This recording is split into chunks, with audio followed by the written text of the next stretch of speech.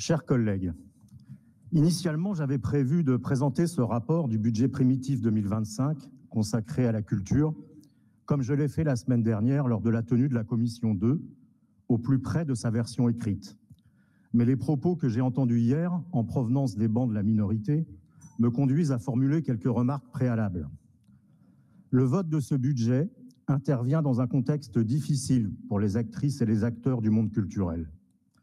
Tout d'abord dans le domaine du spectacle vivant, avec une baisse massive de la diffusion et du nombre de représentations, mais aussi une remise en cause sans précédent de la part de certains élus de droite de notre République du bien fondé d'un service public de la culture qui faisait consensus jusque-là, hormis à l'extrême droite où c'est bien connu, lorsqu'on entend le mot culture, on sort son revolver.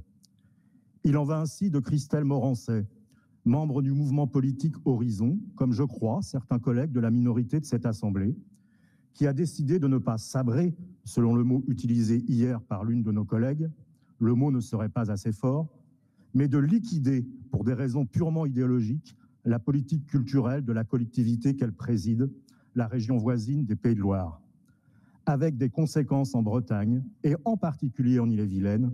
Je pourrais vous en fournir maints exemples.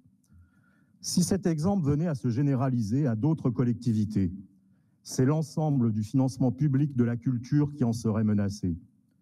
Vous le savez, la culture, comme le sport ou les langues régionales, c'est inscrit dans la loi NOTRe, est une compétence partagée. Mais selon quelle répartition budgétaire? En 2022, les dépenses culturelles des collectivités territoriales ont atteint 9,8 milliards d'euros dans notre pays. Le bloc local réalisant 80% de ces dépenses, les départements 12%, les régions 8%. La même année, le budget de la culture de l'État s'élevait à 4,2 milliards.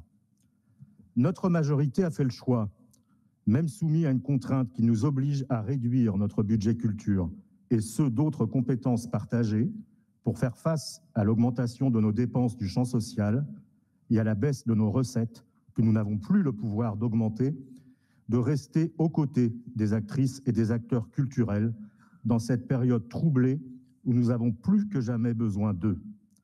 Aussi, aucun de celles et ceux qui sont en convention d'objectifs avec notre collectivité ne sera privé de tout financement, ni aucune école de musique.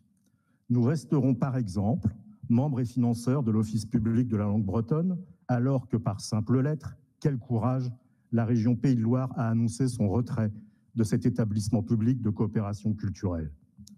Nous n'abandonnons pas non plus, comme j'ai pu l'entendre hier, nos actions culturelles dans les territoires ruraux pour se replier sur la métropole.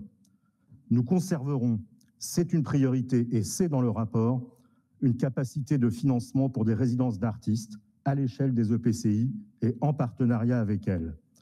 Nous en ferons même la promotion, c'est toujours dans le rapport, lors d'une réunion en fin d'année avec les élus concernés et des artistes engagés dans ce dispositif.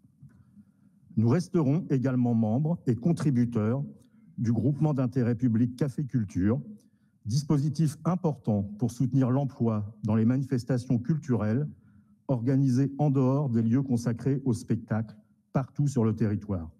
Groupement d'intérêt public que la région Pays de Loire quitte également. Donc non, chers collègues de la minorité, ce n'est pas notre collectivité qui délaisse l'action culturelle dans les territoires. Si nous élargissons un petit peu la focale, ce n'est pas non plus un gouvernement de la sensibilité de notre majorité qui dépense pour la culture en Bretagne administrative, via le ministère de la Culture, 20 € par habitant et par an, ce qui en fait le territoire le plus mal doté après, comme par hasard, Mayotte, La Réunion et la Corse. 20 € contre 195 € en Île-de-France.